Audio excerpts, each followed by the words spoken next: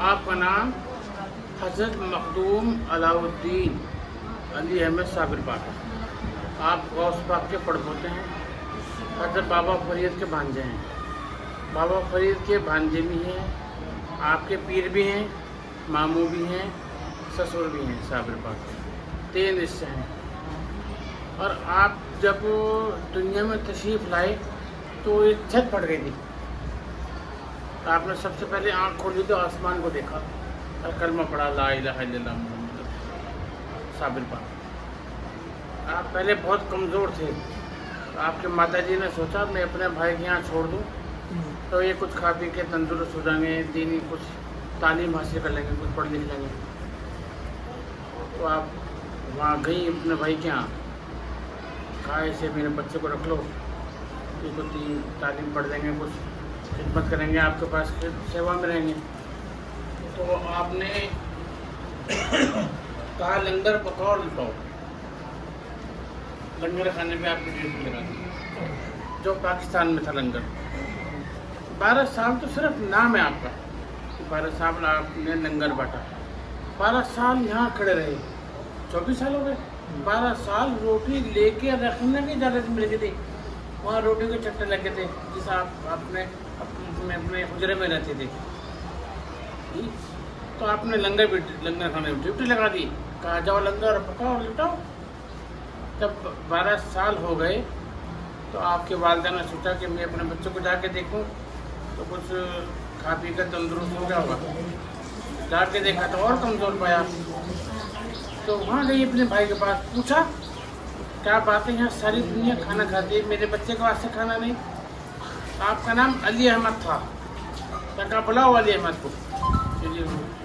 तशरीफ़ लाई, पूछा क्या बात है, क्यों नहीं खाना खाया? कहा हजूर सरकार आपने सिर्फ लंगर पकाने और लुटाने को कहा था। तो मैं लंगर पकाता गया, लुटाता गया। तो जब आपको वहाँ से साबिर का खिताब मिला था, क्या से तुम साबिर हो, साबिर के नाम से मशहूर हो दुनिया में। सब्र बहुत है, सब्र किया आपने सारी उम्र, सब्र किया 12 साल तक। तो आपको जब साबिर का खिताब मिला वहाँ से, क्या से तुम साबिर हो, तो आपका नाम साबिर किया नाम से मशहूर है सारी दुनिया में।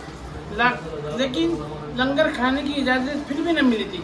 अच्छा 2-4 रोटी लेके रख लिया करो। तो आप वहाँ रोटी लेके रखते रहे, वहाँ चलते लग गए। फिर आपको मुरीद क्या खिलाफत दी, अच्छा अब तुम यहाँ से कल्ले शरीफ चले जाओ। आप यहाँ आए तो ये आबादी का शहर था, जैसे दिल्ली बम्बई कलकत्ता। आप यहाँ लोगों ने तंग करना शुरू करा, ये तो जादूगर है, ये करता है, वो करता है। एक ये बकरी गुम हो गई। आपने बताया अगर तुम वाकई बली हो तो मेरी बकरी का पता बताओ। तो आपने कुछ आदमी बुलाए, कहा कि आपकी बकरी इन्होंने खाई है। वो मुँह कर गए कि हमने नहीं खाई। तो आपने कहा कि अपनी बकरी का नाम लेकर पुकारो। तो उन्होंने अपनी बकरी का नाम लेकर पुकारा तो उनके पेट में दबा डाले कि सरकार ने सही कहा है, मुझे इन्होंने ही काट के खाया जी। तो आप ऐसी सरकार के फैजान चलाते रहे, यहाँ तो लोग मानते नहीं थे। तो आपने बाबा साहब को खत लिखा, पूछा हजूर यहाँ ऐसे ऐसे बातें परेशान कर रहे लोग। तो आपने कहा तुम वहाँ का मालिक को दो चाय करो, तो आपको यहाँ का मालिक बनाया। तो आप एक दिन नमाज़ पढ़ने गए, तो नमाज़ पढ़ने के लिए खड़े हो गए तो उन्होंने कहा ये दूसरा आदमी अगर नहीं मेरी जगह है पीछे हटो। आप वहाँ गए तो ऐसे करते करते बिल्कुल बाहर आ गए जहाँ चप्पल रखी थी। जब लोग बात सजदे में गए तो आपने फरमाया कि मस्जिद तू क्या देखती है, सब सजदा करे तू निकल ले। तो आपके मुँह से इतनी अल्फाज निकले ही थे कि मस्जिद वहीं गिर के ढेर हो गई, सब दबके वहीं बन गए। एक गुलजारी माई थी जिनके आप क़याम करते थे, रुकते थे। गुलजारी माई आई भागी भी कि हजूर मेरा बच्चा भी आया था नमाज़ पढ़ने का, वो भी मर गया। तो आपने फरमाया वहाँ सीढ़ी के पास जाओ और हमारा नाम लेके निकाल लेना। सरकार का नाम लेके निकाला, उसे खरोच तक नहीं आई। फिर आपने फरमाया अब तुम यहाँ से 12 कोट दूर चली जाओ, तो यहाँ ना आना। तो आपने देखा अभी 12 कोट दूर चले गए। तो आपने अल्लाह अकबर कह के यहाँ जहाँ चिल्ला चला ना चिराग मिल जाए, आपने अल्लाह अकबर कह के गोले की टहनी पकड़ दी, अग्नि का उठाए सब दिला दिया, तो पूरा क्लियर दिला कर राख कर दिया। 12 साल हो गए खड़े खड़े। उधर बाबा साहब को फिक्र हुई आपने सारे में ऐलान करा दिया, कोई है ऐसा जो मेरे साबिर को बिठा सके? इसकी ताकत जलाली बुजुर्ग सामने आए, मतलब शमसुद्दीन खड़े हुए और मैं अगर आप साबिर पाक को बिठा दे तो हमें क्या मिलेगा? हम तुम्हें दे देंगे साबिर, ठीक है। आपने फरमाया जाओ, लेकिन उनके सामने ना हमेशा पीछे रहना, सामने रहना। आप यहाँ आए तो देखा आग जल गई, तो आपने कुरान शरीफ की तलावत शुरू करी, आगे बढ़ते गए, आप ठंडी होती गई, पास पहुँच गए और पढ़ते रहे, फिर चुप हो गए, खामोश हो गए। तो सरकार ने फरमाया इतनी प्यारी नूरानी आवाज़ है, पढ़ो, क्यों रुक गए और पढ़ो? जैसे बहुत दूर से आया हूँ, थक गया हूँ। अच्छा ठीक है, बैठ के पढ़ दो।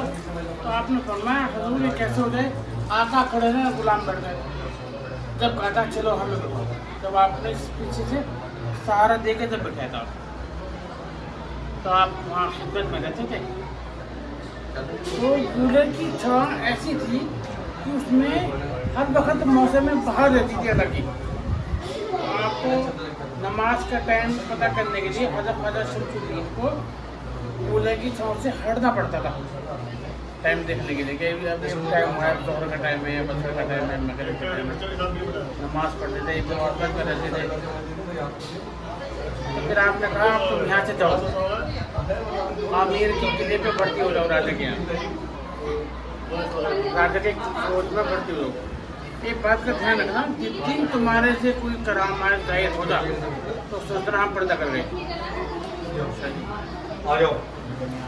राजा वहाँ परेशान होता था। जितनी लेडीज यहाँ बैठी है उनसे है कोई ऐसा? बहनों से अगर आप दरबार शरीफ में जाओगे तब तक के लिए बैठे तो बैठ जाओ, वरना नमाज के लिए जाना। लेडीज का सिस्टम वहाँ बना हुआ बैठने का, तो आप बैठे मस्जिद के बराबर।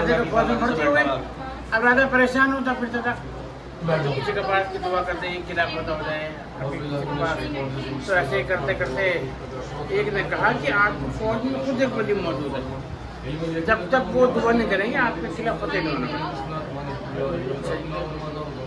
तो आप उनका नाम बता दो, हमें नाम बताने का हुक्म नहीं, ऑर्डर नहीं।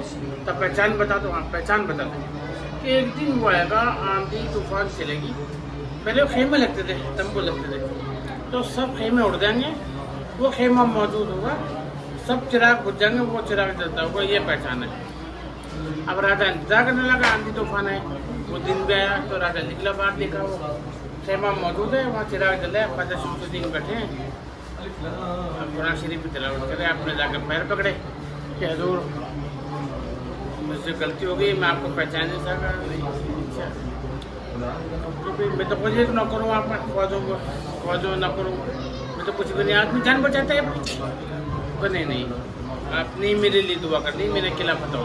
अच्छा ठीक है, हमें छुट्टी दो, हमारी ड्यूटी पूरी हो गई, अब हम खुद जाकर आपके लिए दुआ करेंगे, आप सुबह किले पे हमला कर देना, इंशाल्लाह फतेह हो जाएगी। तो राजा ने आप लोग को दूर जाकर दुआ करी, तो सुबह किला फतेह हो गया। तो आप समझ गए मेरे पीर पर तक फंसा गए। आप वहाँ से चले तो ठोकर लगी, बेहोश हो गए। होश में आए तो साबिर पाक को पाया। आपने एक दिन सवाल किया था कि हजूर फना क्या है, बका क्या है? आपने कहा कि उसका दिन नहीं आया, जब टाइम आएगा उसका बता देंगे।